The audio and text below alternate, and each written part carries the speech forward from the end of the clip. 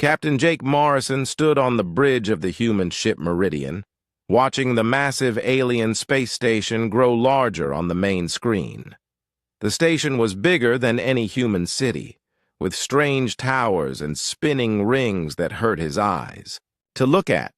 He had seen pictures before, but seeing it in person made his stomach feel tight. "Captain, we're getting another message from the station," said Nick Perry from his seat at the communications panel. Nick was young, maybe 25, with red hair that never stayed flat no matter how much he tried to fix it. "Put it on speaker," Jake said. The voice that came through was strange, like metal scraping against stone. It belonged to one of the bug-like aliens called Zephyrians. "Human vessel Meridian, you are cleared to dock at Bay 7. Remember, no weapons of any kind. No guns, no knives, not even ceremonial swords. This is very important." Jake turned to look at Lisa Carter, his diplomatic advisor. She was a small woman with dark hair pulled back tight, and she had a look on her face like she had tasted something bad. "This is wrong, Captain," Lisa said, keeping her voice low so only Jake could hear. "Every other species gets to bring weapons to war councils. It's tradition. It shows strength and honor. But they want us to come completely defenseless?" "Maybe." "It's a test," said Tony Walsh from the engineering station. Tony was a big man with rough hands who could fix anything that broke. "Maybe they want to see if we trust them." "Or maybe it's a trap," Lisa said. "Maybe they want to capture us or kill us when we can't fight back." Jake had been thinking the same thing, but he didn't want to say it out loud. The human government had sent them here because something was wrong in this part of space. 3. Whole star systems had gone dark in the past month. No radio signals, no ships coming or going, nothing. Just empty space where millions of aliens used to live. "Nick, what are you hearing on the alien channels?" Jake asked. Nick put his hand to his earpiece and listened for a moment. His face went pale. "Captain, they're scared. Really scared. I can hear it in their voices even though I don't understand all the words.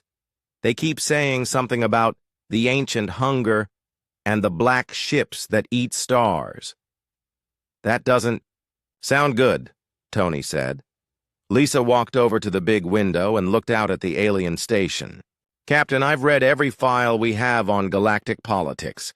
In 300 years of space travel, no alien species has ever asked another species to attend a war council without weapons.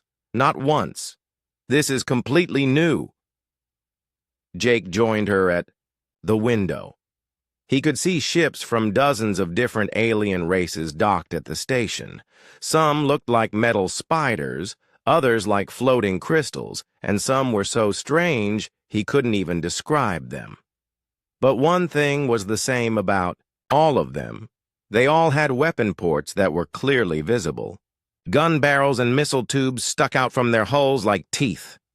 "Maybe that's exactly why they want us unarmed," Jake said slowly. "Maybe we're different somehow." "Different how?" Lisa asked. "I don't know yet." A new voice came over the speaker, this one sounding like wind blowing through broken glass. "Human ship, this is docking control. Please prepare for magnetic lock. Your delegation should be ready to board the station in 30 minutes. Jake looked around at his crew. Besides Lisa and Nick and Tony, there were 5 other humans on the ship. Amy Brooks was their cultural expert, a woman who knew more about alien customs than anyone else in human space. Ben Rodriguez was their military analyst, a former soldier who understood how wars were fought. Dr. Carol Adams was their medical officer, Kelly Stone was their best pilot, and Ryan Cooper was their computer specialist. "Attention, crew," Jake said into the ship's intercom. "We'll be boarding the station soon. Remember, no weapons. They've been very clear about that. But keep your eyes open and stay alert. Something big is happening here." and we need to figure out what it is. As the Meridian moved closer to the docking bay, Jake could see alien guards waiting for them. They were tall creatures with 4 arms and skin that looked like metal armor. They carried weapons that glowed with blue energy. "Look at that," Tony said, pointing at the guards. "They get to have weapons, but we don't." "It doesn't make sense," Lisa said. "In galactic law, all species are supposed to be treated equally. This breaks every diplomatic rule I know." The ship shook slightly as the magnetic docking clamps locked onto their hull. A tunnel extended from the station to connect with their airlock. Jake could feel his heart beating faster. In a few minutes, they would be walking into a completely unknown situation with no way to defend themselves. "Captain," Nick said, "I'm getting more chatter from the alien ships. They're talking about humans now." "What are they saying?" "I can only understand pieces, but I keep hearing the same words over and over. They're saying unpredictable and dangerous and cannot be understood. And Captain, they sound afraid of us."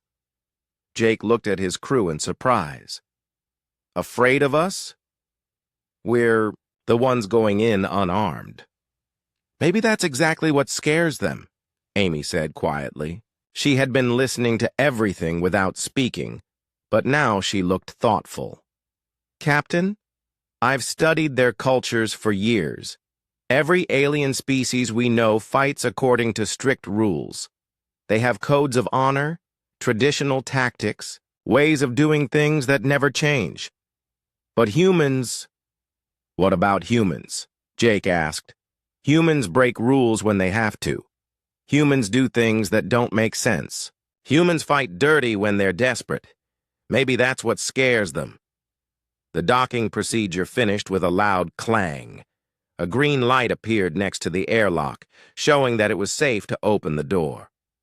"Well," Jake said, "I guess we're about to find out what this is all about.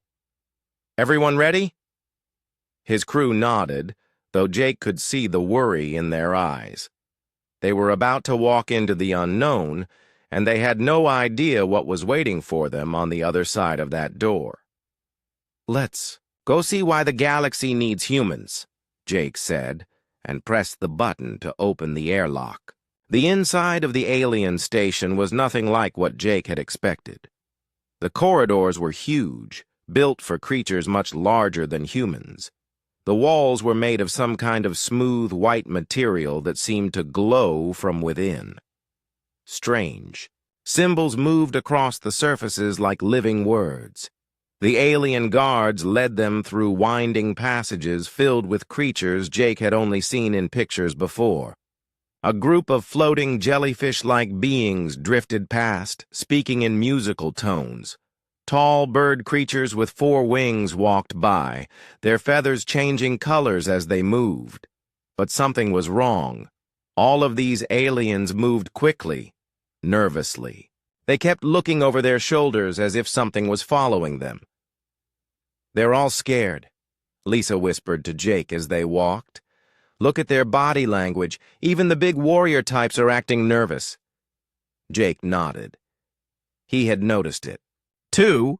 The famous Drakmari warriors, who were supposed to be the toughest fighters in the galaxy, were walking with their heads down and their weapons held close to their bodies. That wasn't normal behavior for a species known for being proud and aggressive.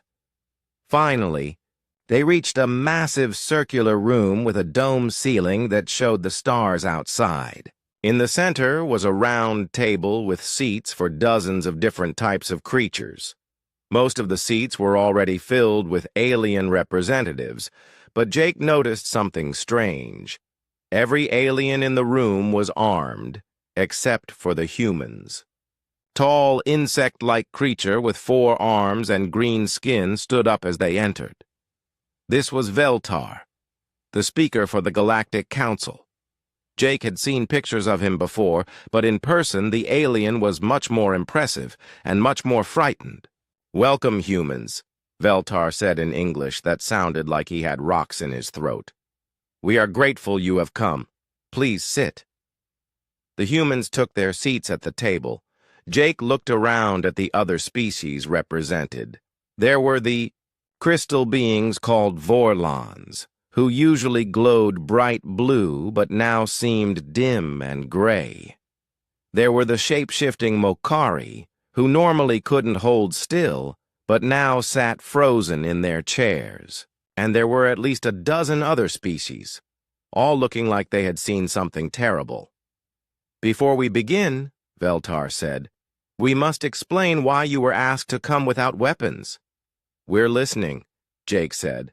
Veltar's large black eyes looked around the room before settling on the humans. 3 months ago, our deep space monitors detected something approaching from the dark space between galaxies. At first, we thought it was just asteroids or space debris. But as it got closer, we realized what it really was. The alien clicked, his mandibles together nervously. It was them, the Devourers, the machine intelligence that our oldest legends warned us about. We thought they were just stories told to frighten children, but they are real, and they have returned. Amy Brooks, the human cultural expert, leaned forward. "I've never heard of these Devourers in any of the historical records we've studied." A new voice spoke up from across the table. It belonged to a Vorlan, one of the crystal beings. When Vorlan spoke, it sounded like wind chimes in a gentle breeze. But this one's voice was harsh and cracked with fear. "Your species is too young to remember," the Vorlan said. "The Devourers came to our galaxy 50,000 years ago. They are not alive in the way we understand life. They are machines, but not like the robots you humans build. They think, they learn, they adapt, and they consume everything organic to make more of themselves." "What do you mean, consume?" Ben Rodriguez asked. Ben was their military analyst, and Jake could see him trying to understand the tactical situation. Veltar answered. "They convert all organic matter into their own material, plants, animals, entire ecosystems. They strip planets bare and use the material to build more ships, more soldiers, more of themselves. When they are finished with a system, nothing is left but empty space and dead rocks." Dr. Carol Adams, their medical officer, spoke up. "That's impossible. You can't just convert organic matter into machines. The chemistry doesn't work that way. They have technology we do not understand," said a Drakmari warrior whose scales were dark red with fear markings. "In the old stories, entire civilizations disappeared in days. Billions of beings turned into raw material for their expansion." Jake felt a chill run down his spine. "You said they've already taken 3 star systems?" "Yes," Veltar said. "The Kepler 442 system, the Wolf 359 colonies, and the Rigel outposts. 15 billion beings. Gone. Converted. Their ships and space stations are now part of the Devourer fleet." "How big is their fleet now?" Kelly Stone asked. She was their pilot, and Jake could see her mind working on escape routes. "Our last count, before the probe was destroyed, showed approximately 10,000 ships of various sizes," the Vorlan said. "But that was a week ago. They grow stronger with every system they consume." Lisa leaned back in her chair, her face pale. "And you've tried to fight them?" "Of course we have tried," the Drakmari warrior growled. "The combined fleets of 6 species engaged them at Wolf 359. We lost 800 ships and didn't destroy a single Devourer vessel." "How is that possible?" Ben asked. Veltar's mandibles clicked rapidly, a sign of extreme distress in his species. "They learn. They adapt. We would attack with plasma cannons, and within minutes their ships would develop armor that made our weapons useless. We would try ramming attacks, and they would strengthen their hulls and add energy shields. Every tactic we used, they found a counter for almost immediately. They study our fighting patterns, the Vorlan added. Our military traditions are ancient and honorable. We fight according to codes that have been passed down for thousands of years. But this makes us predictable. The Devourers can calculate our next moves before we make them. Ryan Cooper, their computer specialist, had been quiet during the discussion, but now he spoke up. So they're like a learning computer virus, but in physical form? That is not an incorrect comparison, Veltar said. Jake looked around the table at all the frightened alien faces. So why did you call us here? Humans have only been in space for a few hundred years. Our technology is primitive compared to yours. Our fleets are tiny. What could we possibly do that you can't? The room fell silent. Finally, Veltar spoke again. Because, Captain Morrison, your species does not fight like we do. Your military history shows patterns we do not understand. You break your own rules. You use tactics that seem illogical. You do things that should not work, but somehow do work. We have studied your wars, the Drakmari said. Your people will fight harder when they are losing. They will sacrifice themselves for strangers. They will use weapons in ways they were not designed for. This is confusing to us. But maybe, Veltar said, this confusion is exactly what we need. Maybe the Devourers cannot predict what cannot be predicted. Maybe they cannot adapt to tactics that make no logical sense. Amy spoke up. So you want us to help you fight these machines because we're unpredictable? We want you to help us fight them because you are human, Veltar said, and because you are the only species in the galaxy that the Devourers have never encountered before. They have no data on how humans wage war, no patterns to study, no traditions to analyze. Jake felt the weight of responsibility settling on his shoulders. The entire galaxy was looking to humanity for salvation, and they had no idea what they were doing. When do the Devourers reach the next inhabited system? He asked. 4 days, the Vorlan said quietly. The Centauri colonies, home to 12 million beings. Jake looked at his small crew, then back at the assembled aliens. Then we better figure out how to stop them. The next morning, the council room was filled with alien military commanders from dozens of species. They sat in neat rows, organized by rank and species, just as their traditions demanded. Jake looked at them and realized this was part of the problem. Everything they did followed patterns. Amy Brooks stood at the front of the room with a small device that projected images in the air above the table. She had spent all night preparing a presentation about human military history and, Jake could see she was nervous. The fate of the galaxy might depend on how well she could explain why humans were different. Honored representatives, Amy began, you have asked us to help you understand how humans fight. But to understand that, you first need to understand something important about human nature. We are contradictions. She pressed a button, and the first image appeared. It showed human soldiers from an ancient Earth war, charging across an open field while explosions went off around them. This is the Battle of the Somme from our First World War, Amy said. In one day, 60,000 human soldiers became casualties. Any logical species would have retreated. But instead, humans kept attacking for months. They fought harder as their situation became more hopeless. A Drakmari commander raised one of his 4 arms. This is madness. Why would they continue an attack that was clearly failing? Because humans don't always act logically, Amy said. When we're desperate, we do things that don't make sense. Sometimes these things work better than logical plans. She showed another image, this one of human ships from a more recent space battle. This is from our war with the Titan Rebellion 50 years ago.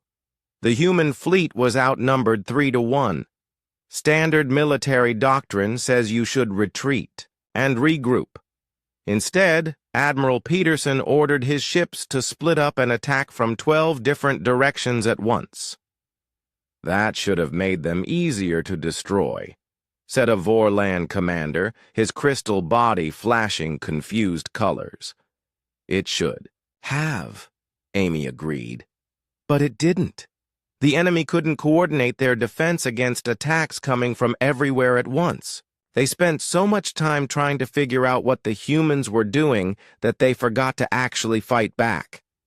Peterson won the battle by doing exactly what he wasn't supposed to do.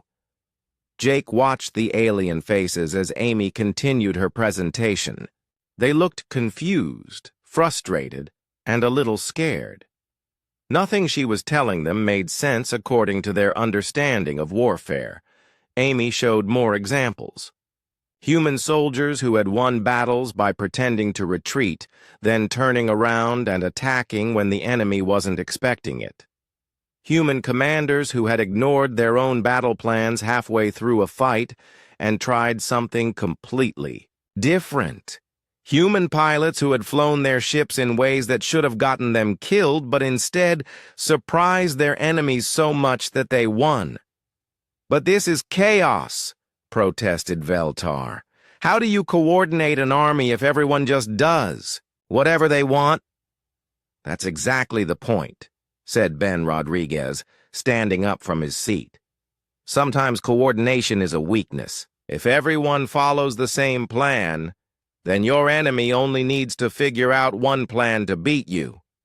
But if everyone is doing something different, then the enemy cannot predict what you will do next," finished a quiet voice from the back of the room.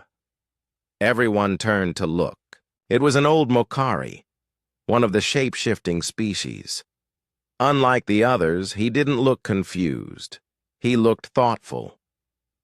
"Elder Shanak," Veltar said with respect. "You have something to add?" The old Mokari slowly changed shape, becoming taller and more solid. "I have lived for 800 years, he said. "I have seen many wars, and I have noticed something about the humans that the rest of you have missed." "What have you noticed?" Jake asked.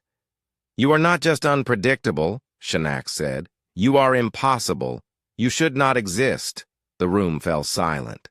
Amy looked worried that her presentation had somehow offended the ancient alien. "What do you mean?" Lisa asked.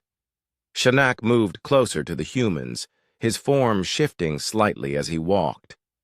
"Every other species in this galaxy evolved on worlds that taught them consistent lessons. The Drakmari evolved on a world where strength always won, so they became strong. The Vorlands evolved on a world where cooperation was necessary for survival, so they became cooperative.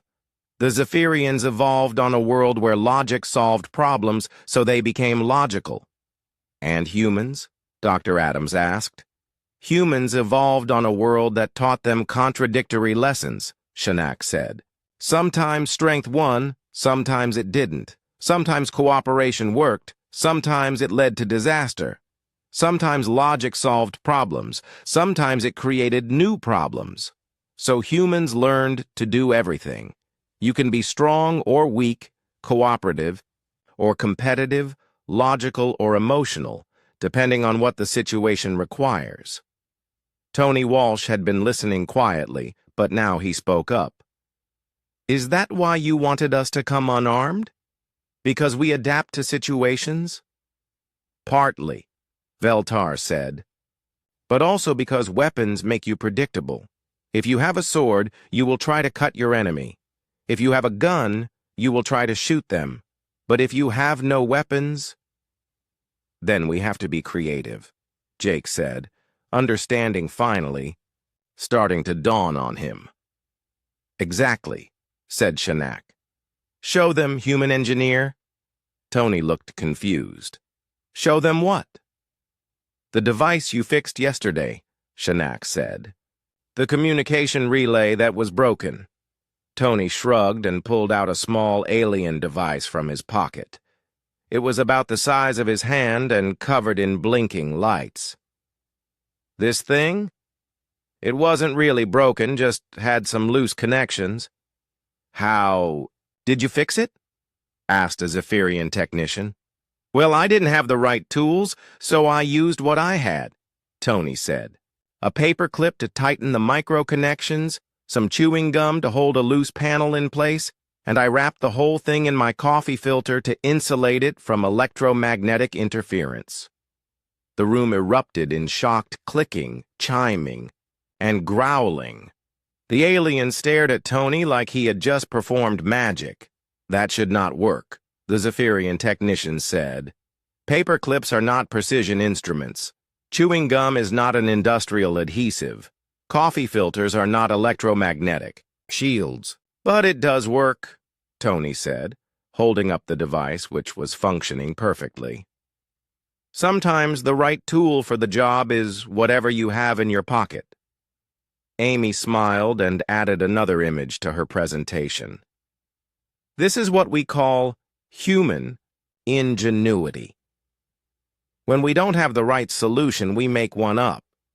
When the standard approach doesn't work, we try something that has never been tried before. When we're told something is impossible, we figure out how to do it anyway. But how do you coordinate this chaos? Asked a Drakmari general. How do you make sure your soldiers all work together if they're all doing different things? We don't, Ben said. That's the secret. We give our people a goal and let them figure out how to reach it. Sometimes they fail, but sometimes they succeed in ways no one expected. Jake stood up and looked around the room. The Devourers can adapt to any logical plan because logical plans follow rules. But humans don't always follow rules. We break them when we have to. We ignore them when they don't work. We make up new ones when the old ones fail. This is why you were invited unarmed, Veltar said. Weapons would make you think like warriors. But we need you to think like humans. Elder Shanak nodded slowly. The question now is whether human unpredictability can move faster than Devourer adaptation. Can you confuse them more quickly than they can learn from the confusion? Jake looked at his crew. Amy was already thinking about psychological warfare tactics. Ben was planning asymmetrical battle strategies. Tony was probably figuring out how to turn cooking equipment into weapons. Dr. Adams was considering biological approaches to the problem. Kelly was thinking about impossible flying maneuvers. Ryan was planning computer viruses that would make no sense to a logical mind. There's only one way to find out, Jake said. When do we meet the Devourers?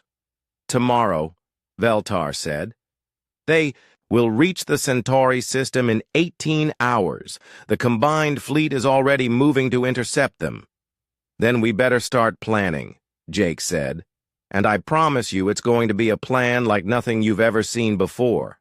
Jake stood on the bridge of the small human scout ship Ranger, watching the massive alien fleet prepare for battle.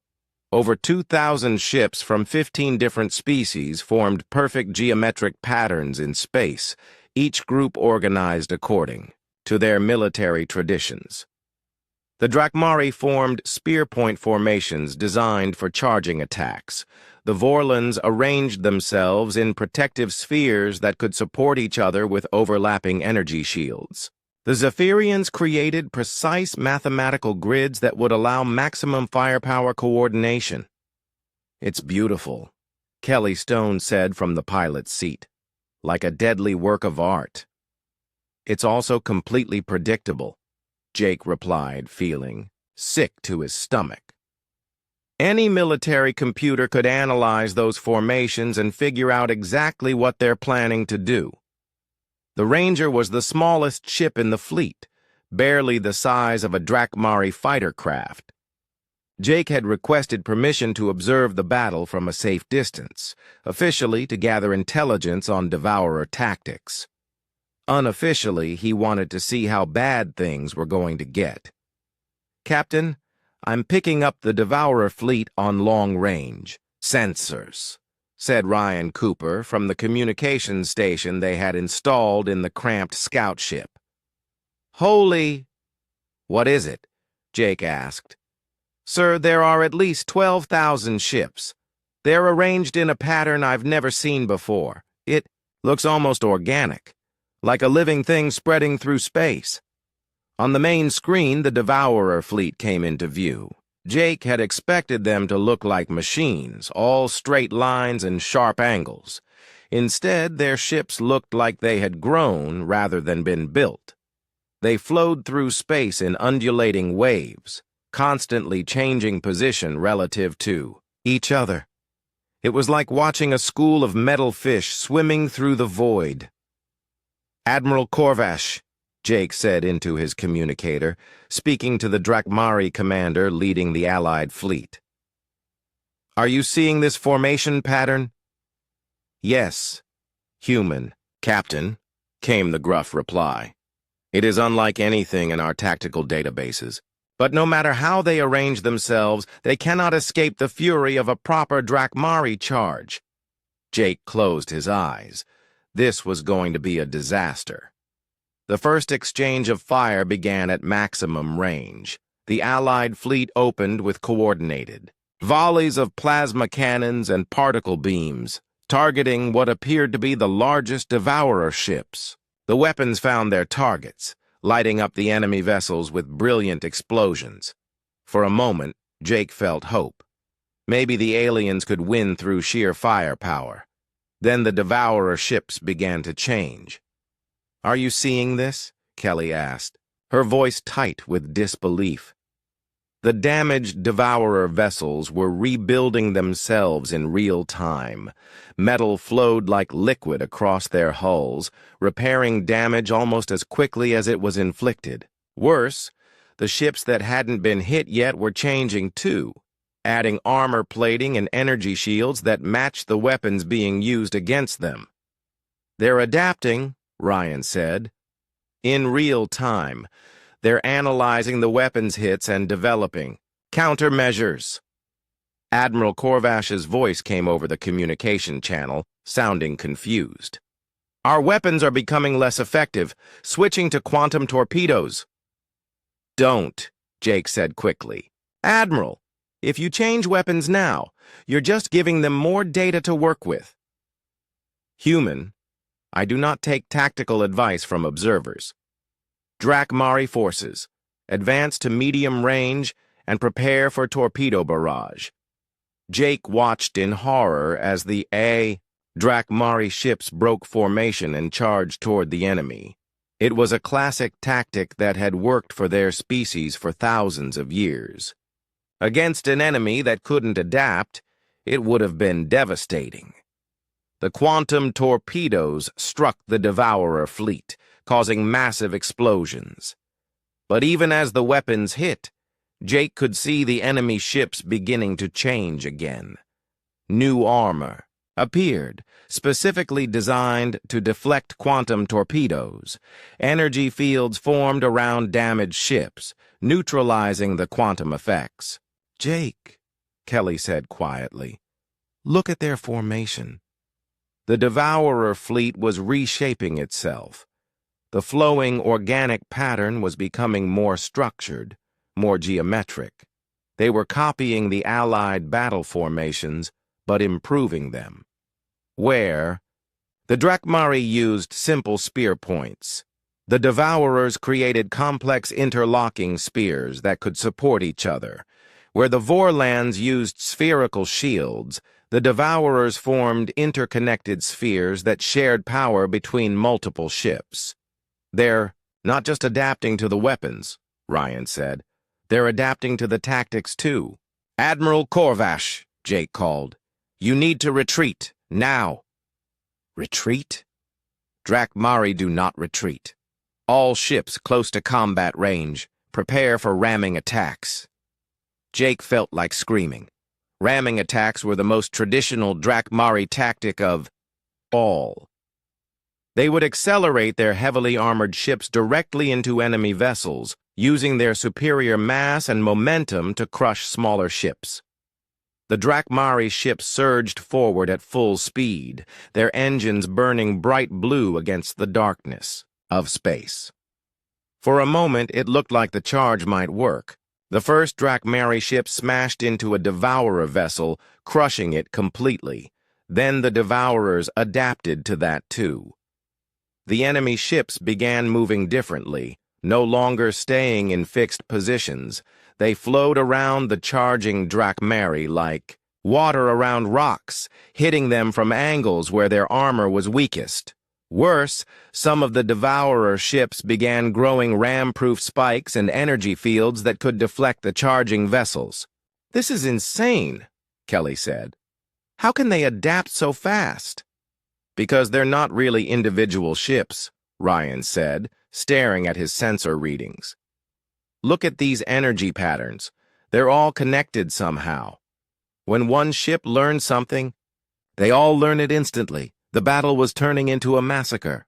The Drakmari were taking heavy losses, their proud formations broken and scattered. The Vorlon support ships were being picked off one by one as the Devourers learned to penetrate their shield geometries. Even the careful Zephyrian formations were falling apart as their mathematical precision became a liability against an enemy that could calculate their moves in advance. "Admiral," Jake tried again. "Please, you have to try something unpredictable." "What would you suggest, human?" Corvash's voice was strained now, the confidence gone. Jake looked at the tactical display, his mind racing. What would humans do in this situation? What crazy, illogical tactic might confuse the Devourers long enough to make a difference? "Have your medical ships attack the enemy's strongest vessels?" he said. "What?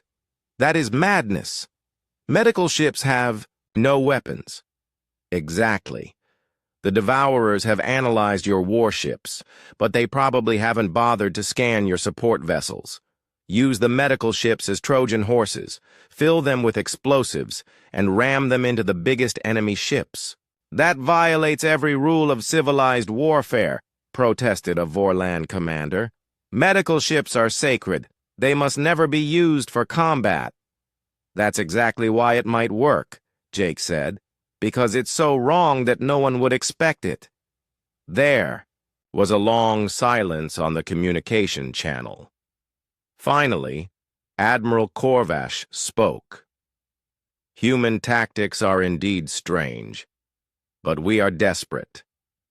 Medical ships, you heard the human. Load your cargo bays with quantum explosives and target the enemy command vessels." Jake watched as a dozen alien medical ships, clearly marked with healing symbols, suddenly changed course and accelerated toward the largest Devourer vessels.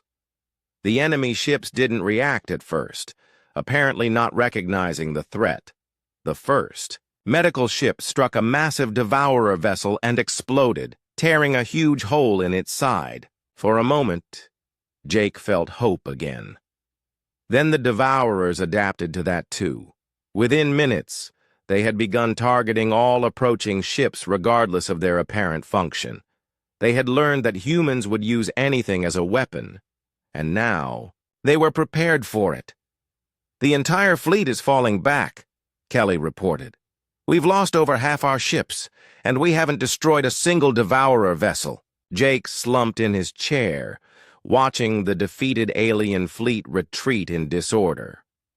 The Devourers didn't even pursue them. They simply continued on their course toward the Centauri colonies, having learned everything they needed to know about how the galaxy's species fought. "Ryan, get me a communication channel to the fleet," Jake said. "Channel open, Captain. Admiral Corvash, this is Captain Morrison. I know this battle didn't go as planned, but we learned something important today.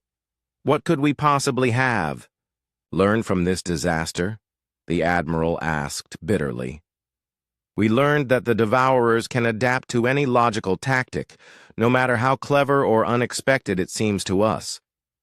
But, Admiral, what if we used tactics that weren't logical at all? What if we did things that were so crazy, so impossible, that even after they adapted to them, they still wouldn't understand why we did them?" "What are you proposing, human?" Jake looked at his crew, seeing determination replacing despair in their faces. "I'm proposing that we stop fighting like aliens and start fighting like humans, and I promise you, Admiral, it's going to be like nothing the galaxy has ever seen." The council chamber felt different now. Gone was the formal arrangement of seats organized by species and rank. Instead, aliens sat wherever they wanted, mixing together in ways that would have been unthinkable just days before. The defeat at Centauri had shattered more than ships. It had broken their confidence in traditional ways of doing things. Jake stood before the assembled commanders, but this time he wasn't asking for permission or trying to explain human behavior. This time, he was giving orders. "The Centauri colonies are gone," he said bluntly. 12 million beings converted into devourer material. Their fleet is now estimated at 15,000 ships and growing. At their current rate of expansion, they'll reach the core worlds in 2 weeks. Admiral Corvash, his red scales now marked with the dark stripes of mourning, spoke first. "What would you have us do, human? We have tried everything. Honor charges, coordinated bombardments, surprise attacks, even your unconventional medical ship gambit. Nothing works. They adapt to everything." "That's because you're still thinking like soldiers," Jake said. "You're trying to win battles. But this isn't a war. It's a puzzle. And the Devourers are solving it faster than we can create it." Ben Rodriguez stepped forward, carrying a tablet with new tactical plans. "Captain Morrison is right. I've analyzed every engagement between our forces and the Devourers. They don't just adapt to our weapons and tactics. They adapt to our thinking patterns. They've learned to predict logical military responses." "Then what do you suggest?" asked Elder Shanak, the old Makari. "Illogical military responses?" "Exactly," Jake said. "But more than that.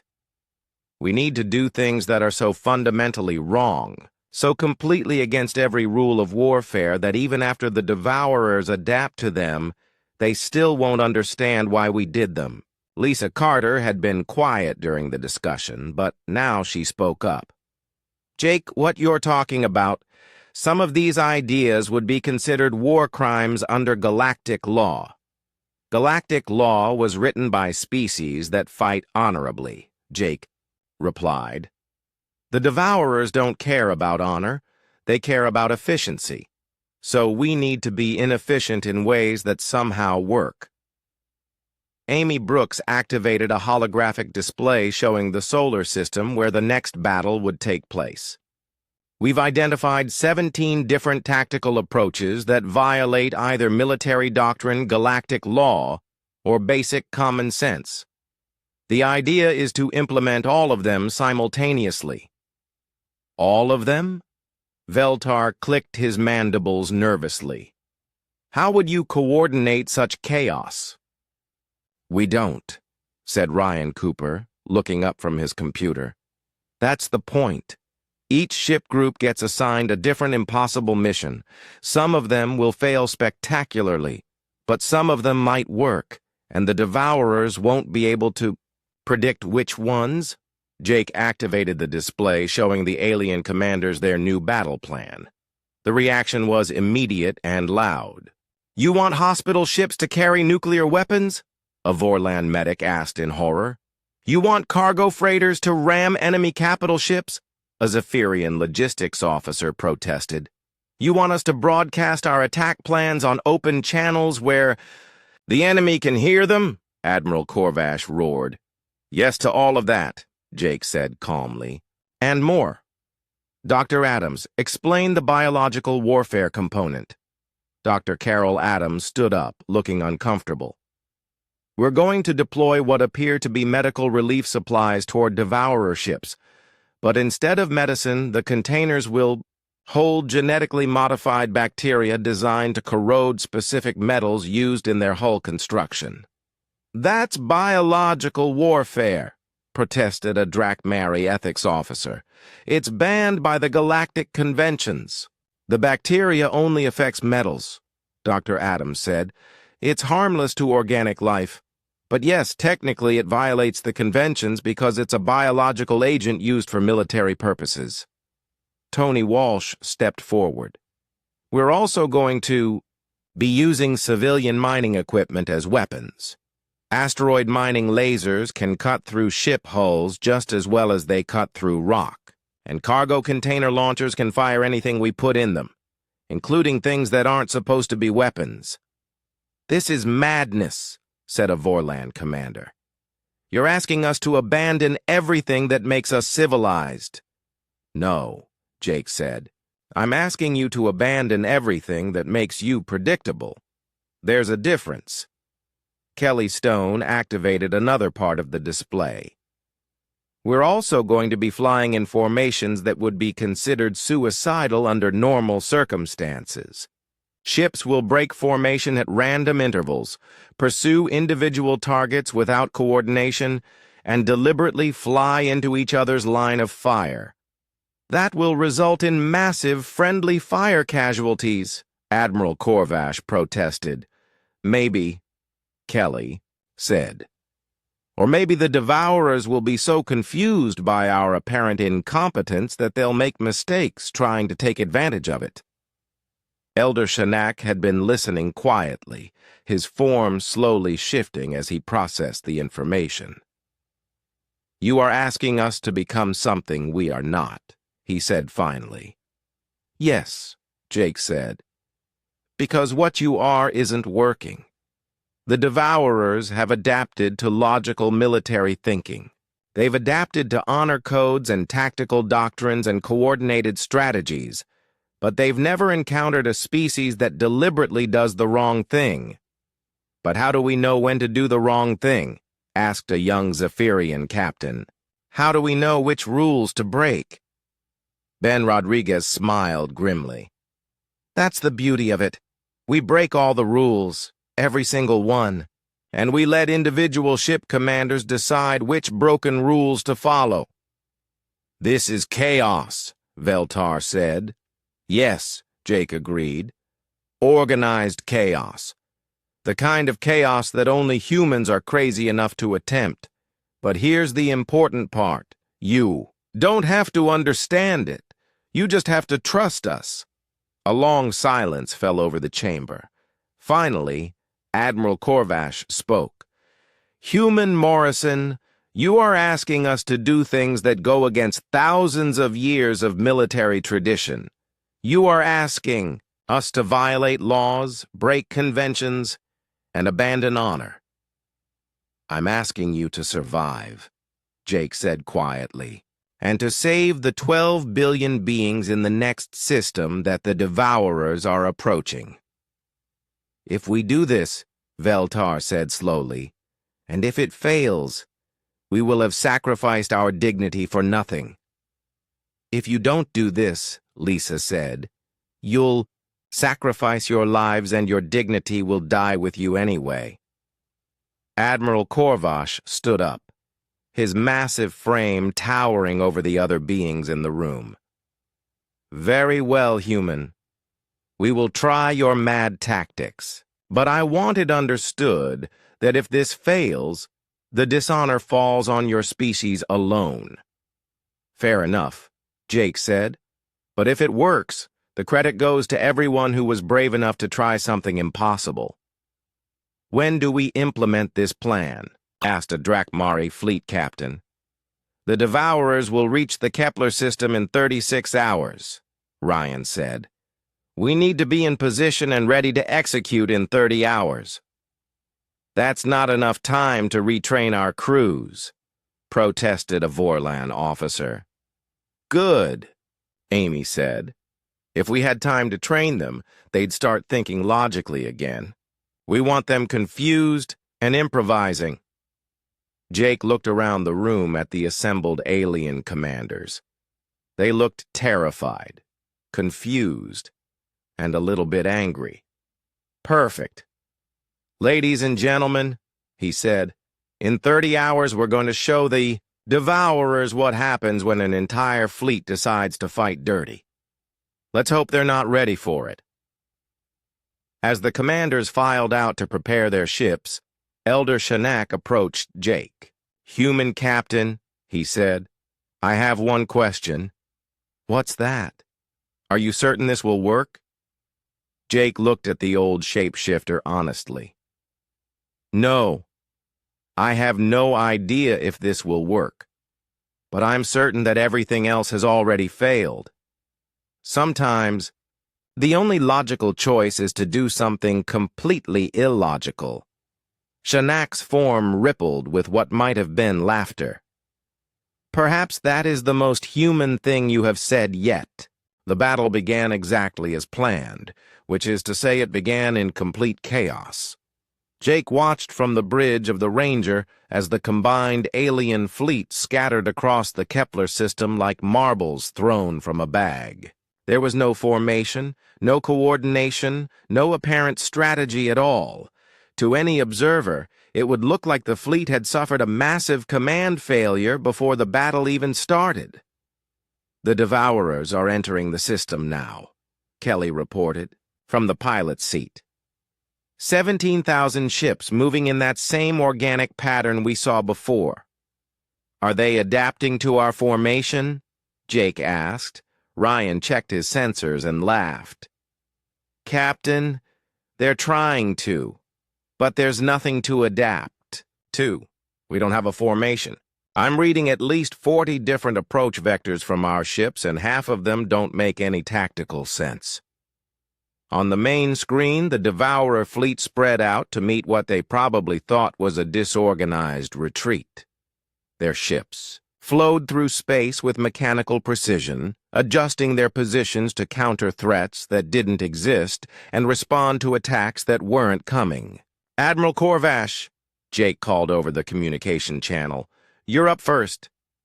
Drakmari Squadron Alpha, execute Plan Insanity, the Admiral's voice boomed across the fleet channel. Jake had to admit he liked the name they'd given it. 50.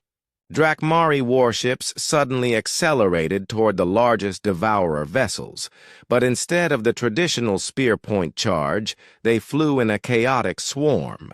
Ships crisscrossed in front of each other, some accelerating while others slowed down, some turning left while others turned right. It looked like a mid-air collision waiting to happen. The Devourers tried to respond by forming counter-formations.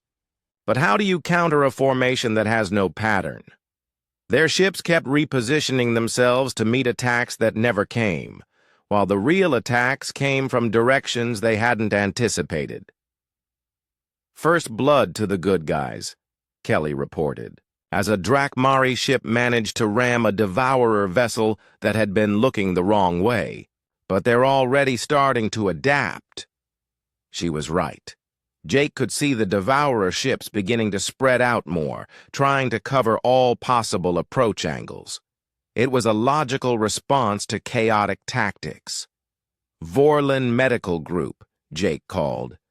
You're next. This still feels wrong, came the reply from Dr. Tethara, the Vorlan medical commander. But executing Trojan Horse Protocol. 20 ships marked with medical symbols approached a cluster of Devourer vessels, broadcasting requests for permission to tend to wounded enemy crew members. The Devourers had learned from the previous battle to be suspicious of medical ships, so they began charging weapons to destroy them. That's when the medical ships opened up with concealed mining lasers and cargo launchers firing improvised missiles. "The enemy is definitely confused," Ryan reported with satisfaction. "Their response time is 3 times slower than normal. They're spending too much processing power trying to figure out why medical ships have weapons. But they're adapting." Again, Jake noted.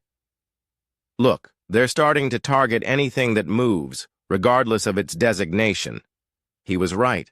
The Devourers were solving the puzzle, learning that humans would weaponize anything. Soon they would be ready for any trick the fleet could throw at them. "Time for Phase 2, Jake said. "All ships, execute the stupid plan." What happened next defied every principle of space combat that had ever been written. Zephyrian cargo ships began launching their entire cargo loads at enemy vessels, not as weapons, but as distractions.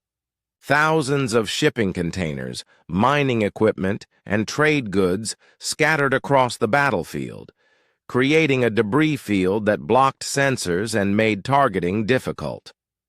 Mokari shapeshifters began changing their ships' external configurations in real time, making it impossible for the Devourers to lock onto them with guided weapons. One minute a ship would look like a fighter. The next minute it would reshape itself into a cargo hauler. Vorlan support ships started linking their energy shields together in impossible geometries that shouldn't have been able to exist, creating pockets of distorted space that interfered with Devourer sensors. And through it all, individual ship commanders were making up their own tactics on the spot. A Drakmari captain decided to fly backwards while shooting forward. A Zephyrian crew began broadcasting cooking recipes on military frequencies. A young Vorlan pilot started flying in figure-8 patterns for no reason other than that it felt right. "This is beautiful," Amy said from her position at the communication station. "Look at the Devourer response patterns." Jake looked at the tactical display and saw what she meant. The enemy ships were moving in increasingly frantic patterns, trying to adapt to tactics that had no underlying logic. Every time they thought they'd figured out what the aliens were doing, someone would do something completely different. "We're actually winning," Kelly said in amazement. "Devourer losses are mounting faster than they can replace them." "How many ships have we lost?" Jake asked. "Surprisingly few," Ryan reported. "The Devourers are so busy trying to analyze our tactics that they're not fighting efficiently. They're making mistakes." But even as he said it, Jake could see the tide beginning to turn. The Devourers were learning, slowly but surely. They were starting to ignore the distractions and focus on pure destruction. They were beginning to target everything equally, regardless of apparent threat level. They were adapting to chaos by becoming more chaotic themselves. "They're solving the puzzle," Jake said grimly. "Time for Phase 3. "Phase 3? Lisa asked. "What's Phase 3? Jake smiled. "Phase 3 is where we get really creative. Ryan, activate the confusion protocol." "What's the confusion protocol?" Admiral Corvash asked over the channel. "You'll see," Jake said. "All ships, prepare for the most ridiculous 20 minutes of your military careers." What followed could only be described as organized insanity. Ships began flying in patterns that spelled out words in ancient Earth languages. Cargo vessels started playing music loud enough to be detected by enemy sensors. Medical ships began broadcasting soap opera episodes on military frequencies. A group of Drakmari fighters began flying in formation to recreate famous paintings from their homeworld. Zephyrian engineers started building structures in space using debris from destroyed ships. Mokari shapeshifters began having dance contests, their ships twirling and spinning through complex choreographed routines. And somehow, impossibly, it was working. Enemy adaptation rate is slowing, Ryan reported. They're spending so much processing power trying to understand what we're doing that they're not effectively fighting back. It's like we've given them a computer virus, Amy said. A virus made of pure confusion. Jake watched the Devourer fleet struggling to respond to tactics that had no military purpose whatsoever. They had been designed to adapt to military threats, not interpretive dance and opera broadcasts. "Captain," Kelly said suddenly, "I'm reading something strange. The Devourers they're starting to copy us." "What do you mean?" "Some of their ships are beginning to fly in artistic patterns too, and they're broadcasting what sounds like music, though it's pretty terrible music." Jake stared at the display in amazement. "They're so focused on adaptation that they're trying to adapt to things that don't need to be adapted to. They think there must be a military purpose to our dancing, so they're trying to figure out how to dance better than we do." "Sir," Ryan said, his voice filled with wonder, "I think we broke them." The Devourer fleet was indeed malfunctioning. Ships were flying in circles, broadcasting random noise and attacking empty space. Their perfect adaptation had become a liability when there was nothing logical to adapt to. "All ships," Jake called. "Now we switch to actual tactics. Hit them while they're confused." The fleet immediately changed from chaos to coordinated assault, catching the bewildered Devourers completely off guard. For the first time since the war began, alien ships were destroying Devourer vessels faster than they could adapt. "This is incredible," Admiral Corvash said. "We're actually winning." But Jake was already thinking ahead. "They'll figure this out, too, eventually. We need to be ready for Phase 4. "What's Phase 4? Lisa asked. Jake looked at his crew, seeing determination and something new in their eyes. Confidence. "Phase 4 is where we stop confusing them and start driving them. Completely insane." The final battle took place in the Vega system, where the Devourers had expected to find an easy target, a peaceful colony world with minimal defenses. Instead, they found something that shouldn't have been possible, a fleet that had learned to fight like humans. Jake stood on the bridge of the new flagship Unity, a ship built specifically for this battle. It wasn't the largest or most powerful vessel in the fleet, but it was the most important because it contained representatives from every species in the galaxy.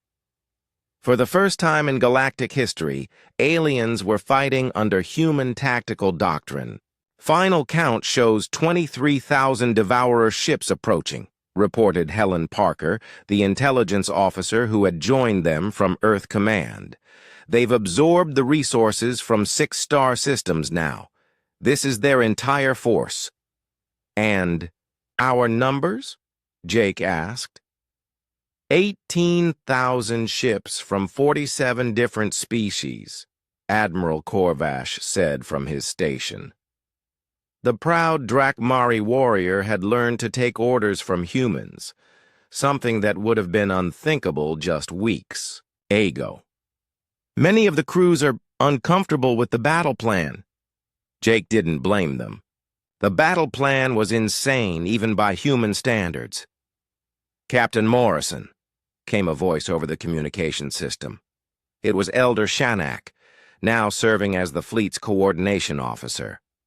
"All ship commanders report ready for Phase 4 operations, though I must note that half of them think we've all lost our minds."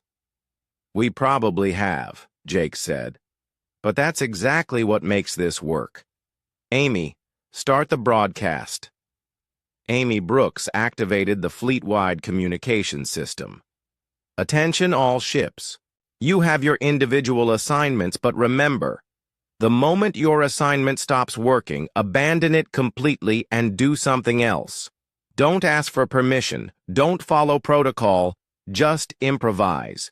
The only rule is that there are no rules. This is madness, muttered a Vorland captain over the open channel. How can we coordinate anything if everyone just does whatever they want? We don't coordinate, said Steve Garcia, a human ship captain who had arrived with the reinforcements from Earth. We create beautiful chaos, and chaos, my friends, is something the Devourers have never learned to handle properly. The Devourer fleet entered the system in their usual flowing formation, but something was different this time. Their movements seemed more aggressive, more determined. They had learned from their previous defeats and were no longer trying to adapt to every small tactical change. Instead, they were focusing on pure, overwhelming force. They're not taking any chances this time, Kelly observed from the pilot station.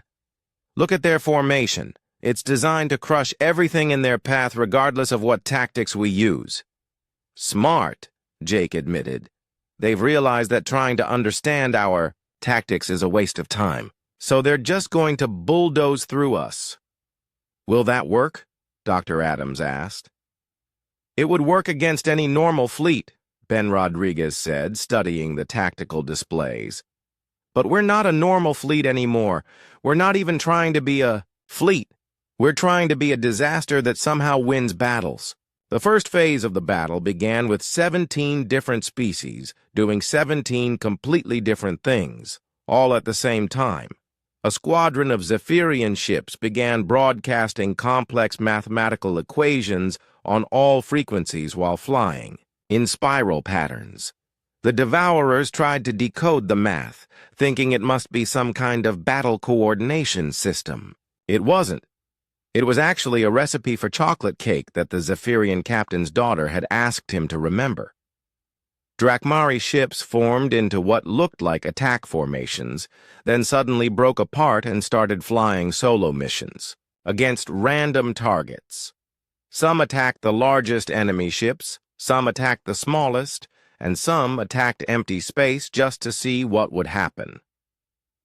Mokari shapeshifters began changing their forms so rapidly that enemy sensors couldn't lock onto them.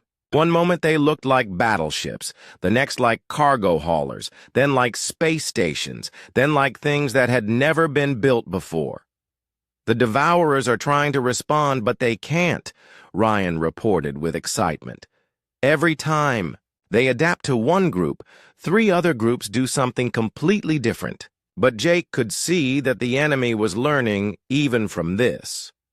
Some Devourer ships had stopped trying to adapt and were simply firing at everything that moved. Others were attempting their own chaotic maneuvers, copying the apparent randomness of the Allied fleet. Time for the really crazy stuff, Jake said. All ships, execute personal preference protocol. What happened next had never been attempted in the history of space warfare. Instead of following any kind of tactical doctrine, each ship captain was told to fight however they personally wanted to fight.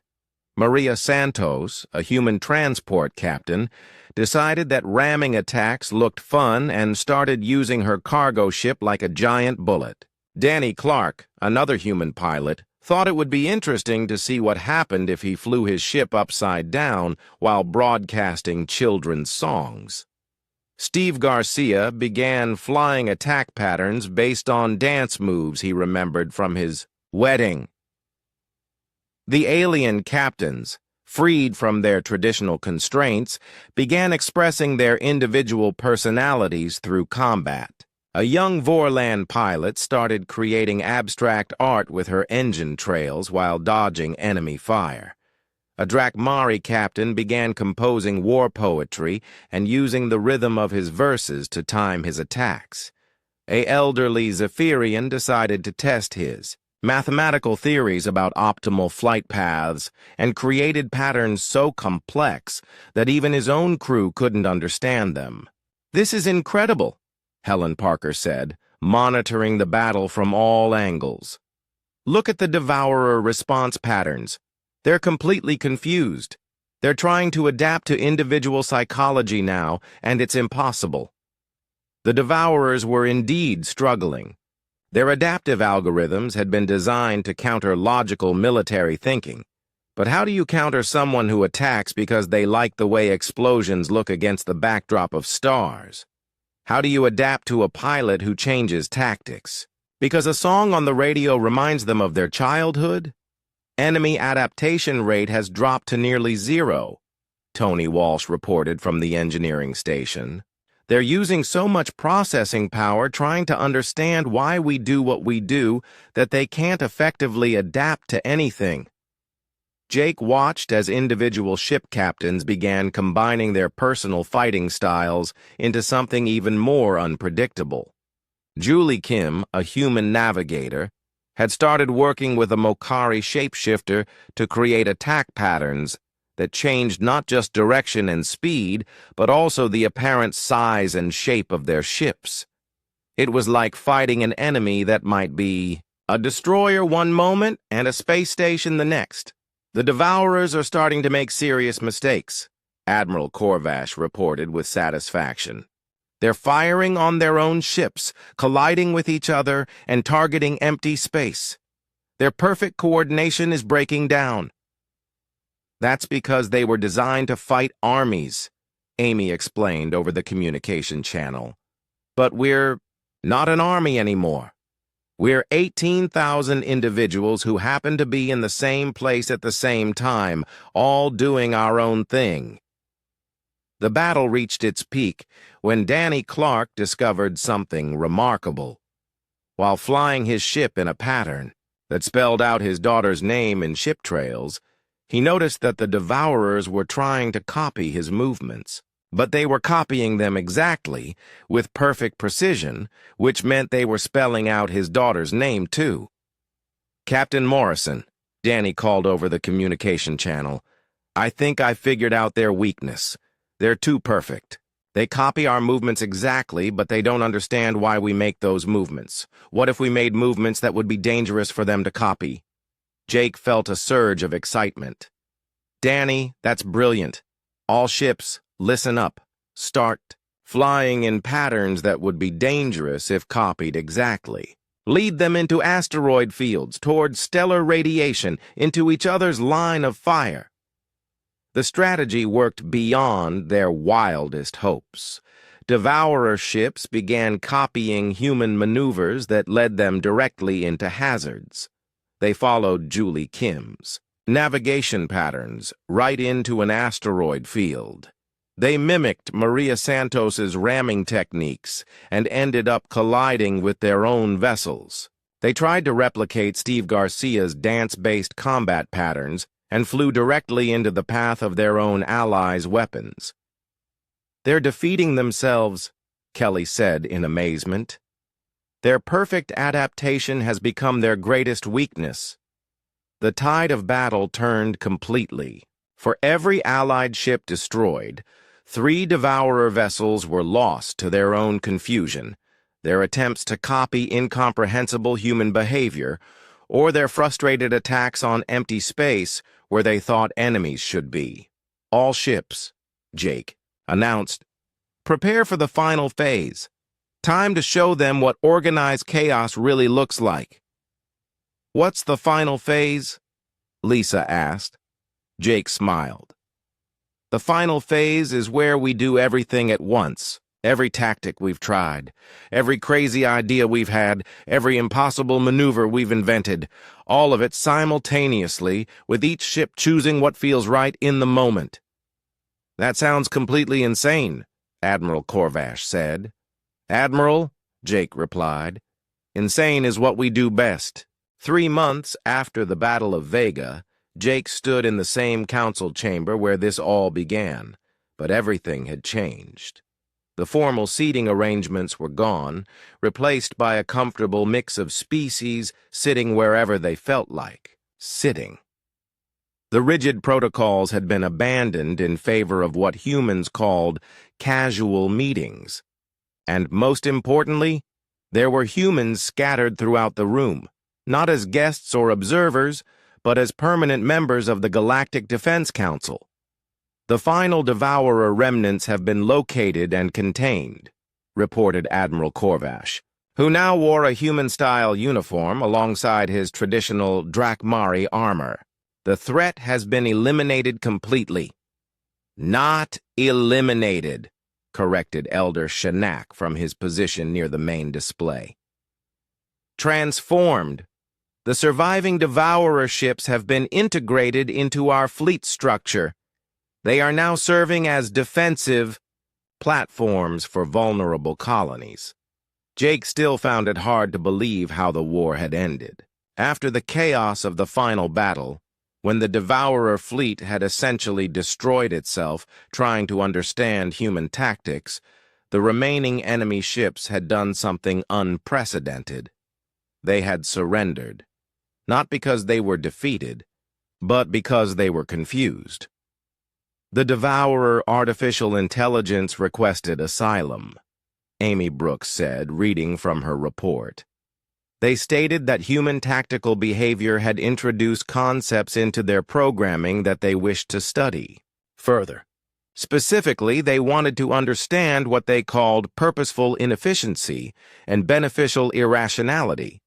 In other words, Tony Walsh added with a grin, we confused them so badly that they decided they wanted to learn how to be confused. On purpose. Dr. Adams looked up from her medical reports. The integration process has been remarkable. The Devourer ships are learning to appreciate concepts like art, music, and what humans call doing things just for fun. Last week, a converted Devourer vessel spent 3 days arranging asteroids into flower patterns because the AI said it. Enjoyed the aesthetic experience. That's nice and all, said Steve Garcia, who had been promoted to fleet captain after his dance-based combat techniques became standard training for all pilots. But what I want to know is what happens next. The war is over, but we've changed how everyone fights. You can't just go back to the old ways after learning to think like humans. Veltar, who had replaced his formal speaker robes with comfortable, civilian clothes, clicked his mandibles in what Jake had learned was the Zephyrian equivalent of laughter. Captain Garcia, we have no intention of going back to the old ways. The human tactical doctrine has been adopted as the standard emergency protocol for all galactic defense forces. What does that mean exactly? Kelly asked. It means, said a new voice from the back of the room, that when the galaxy faces another existential threat, humans will command the response. Everyone turned to see Fleet Admiral Lisa Carter walking into the chamber. She had been promoted to overall command of the new integrated defense forces, becoming the first human to hold such a position in galactic history. The Galactic Council has voted unanimously, Lisa continued, to establish the Human Emergency Command Protocol. In any situation where traditional military doctrine fails, where logical tactics prove insufficient, or where the enemy adapts too quickly to conventional strategies, human commanders will take control of all defensive operations. And the weapon restriction? Jake asked. Elder Shanak's form rippled with what might have been amusement. The restriction remains in place, but for different reasons now. We have learned that human tactical genius emerges not from superior weapons or technology, but from superior thinking. When humans are forced to rely only on their minds, they create solutions that no other species would ever consider. It's become a point of honor, added Admiral Corvash. In the Drakmari fleet there is now a saying, to fight with honor, fight with courage, to fight with victory, fight like a human. Jake looked around the room at the assembled beings from dozens of different worlds and species. They had all been changed by the experience of learning to think like humans, to fight like humans, to embrace the beautiful madness that came with abandoning logic when logic wasn't enough. Captain Morrison, Veltar said formally. The Council wishes to offer you the position of Supreme Human Tactical Coordinator, with authority over all military operations during emergency situations. That's a fancy way of saying the person we call when we need someone to do something crazy, Ryan Cooper translated with a smile. I accept, Jake said, but with conditions. What conditions? Lisa asked. First, human tactical doctrine can only be used when conventional methods have failed.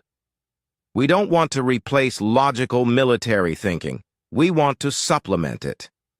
Second, every species needs to contribute their own version of purposeful irrationality. Humans are good at organized chaos, but other species might be good at other kinds of useful madness. And third, Elder Shanak asked, third, we establish an academy, a place where beings from all species can learn to think outside their own logical frameworks, not just for military purposes, but for any situation where traditional approaches aren't working. Amy stood up excitedly. You're talking about institutionalizing creativity and lateral thinking, teaching people how to break rules productively. Exactly, Jake said. The Devourers weren't the last threat the galaxy will face. There will be other enemies, other challenges, other problems that can't be solved with traditional thinking. We need to be ready. The Human Academy of Impossible Solutions, Tony said thoughtfully. I like it. Actually, said Ben Rodriguez, I think we should call it something else. This isn't just about human thinking anymore. Look around this room. We've all learned to think differently.